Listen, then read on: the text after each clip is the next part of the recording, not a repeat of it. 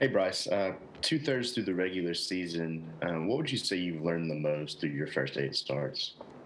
Yeah, I think there's been a lot of learning points, a lot of stuff that I've been able to individually and us as a team we've been able to learn. I think one of the biggest things that I think we've individually I've learned and really been trying to work on is how important the cohesion of the unit is, how important it is to communicate, to be on the same page, and how much practice really goes into that.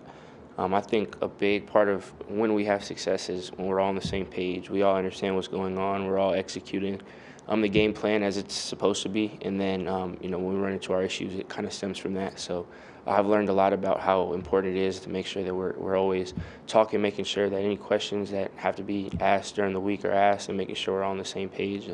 And that's probably one of the biggest things I've learned so far. John Zener, go ahead. Yeah, Bryce, along those same lines, you had a week to finally kind of slow down and evaluate your play and everything. What did you see that you think you can and will do better from here on out this season? Yeah, I think there's a lot of stuff that I can improve on. Yeah, this is a good opportunity for me to, do some self-evaluation, do some evaluations as a unit, and, talking to the coaches about what we feel like we need to improve on as a unit, and then, what I have to improve on individually. I feel like there's a lot of things I think, my decision making, just us being on the same page and us communicating, whether that be with protections or whether that be with routes and signals, with blocks to the receivers, whatever it is. I'm being more, making sure that I'm more clear with everyone and making sure that, we're all on the same page and that, we're trying to, eliminate pre-snap penalties and mental errors. And a lot of that stems from me. It's a lot of stuff that I see and I know, but I can do a better job of communicating. But there's a handful of stuff. There's a lot of other stuff that also we've talked about that I want to improve on and I'm working to get better on. But those are a few of the things. Tony, go ahead. You talk a lot about taking what the defense gives you. Have they been trying to take away the deep ball, the more explosive plays? Is that something you've been seeing from opposing defenses through 8 games?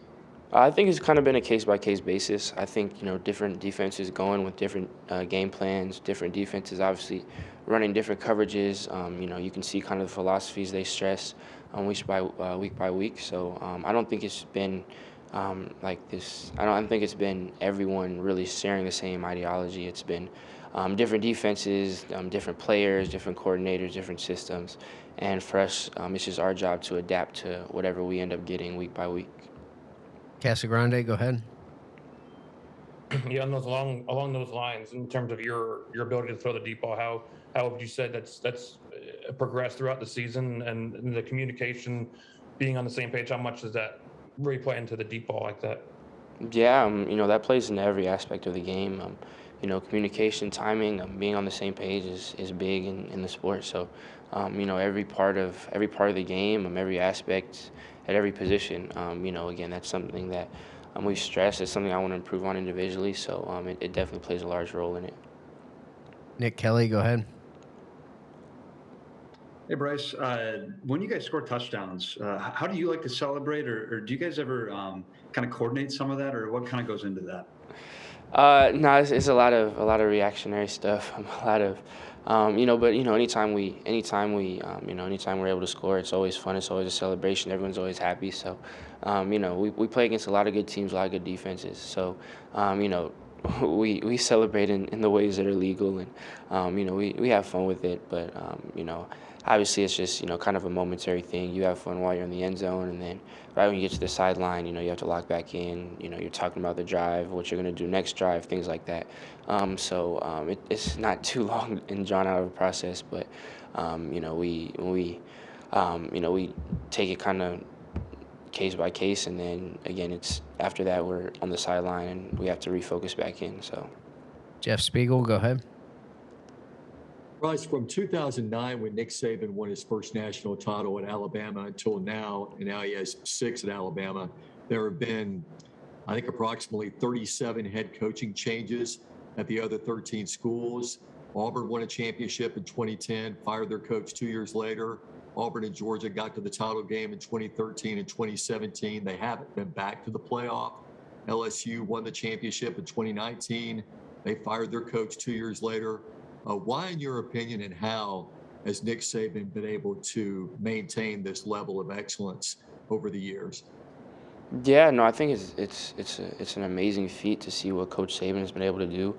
Like you said, with there being so much movement, throughout the country and this conference everywhere, coaching is a really, there's not a lot of stability in the profession. Whether it's, you're going somewhere better, or it doesn't work out your situation. It's very hard to be consistent, especially consistent at one place. But for Coach Saban to do it, really speaks volume to how great of a coach he is. And I think it's a lot to do with how much work he puts in. Obviously, how much knowledge he has and how much wisdom that he gives to us, and also really the system that he has set in place. He's made an environment to where he's developed a program, developed a process, and it's something that's been able to withstand a lot of changes, whether it's change in the sport itself, a lot of coaching changes around him, and for someone to do that and to do it as successfully as he has, that's not something that happens in sports at all. So it's definitely an honor for me to be able to play for Coach Saban. We got time for two more. Charlie, go ahead. Yeah, Bryce, yesterday, Phil Mathis said you're remembered for what you do in November. He said that's kind of something that's said around the building. Just how much have you guys talked about that, and how important is it to kind of finish these last 4 games strong to close out the regular season? Yeah, we understand the magnitude of the games coming up and what this time of year means for us. We haven't talked really much about anything past LSU because that we know that's going to take all of our attention. We know that's going to take, a great week of preparation. It's going to take for us to perform at the highest level and the most execution that we can. So we haven't really talked about anyone farther than that or anything in the future, and we know that we can't, especially with, as talented and as good of a team as we're playing, we can't afford to look ahead. But we do also understand that, this time of year is, the games start to matter even more. It's the environments and just what everything means in the grand scheme of things, just keeps raising and raising. So we understand that, and we understand what that comes with, but, we haven't looked ahead or thought about the whole month. What's most important to us right now is making sure that we're prepared for Saturday. All right, last one. Tony, go ahead. Yeah, last month there was a video that kind of resurfaced with you and Trayshawn, and you were kind of recruiting him over to USC. It turns out you guys made it all both over here. What's your relationship like with him, and just what's the chemistry you have with him dating back to the 7-on-7 days and stuff like that? Yeah, me and Trey have known each other for a minute. That's someone that I didn't know, obviously coming from kind of far. I didn't know too many people, before I came and before I enrolled here, but that was one that I did. So it was, he's someone that I'd known for a while, have a really good relationship with. We've always had a good relationship, always been strong. We were roommates, so it's that's someone that will always be, throughout my life, I'll always be close with.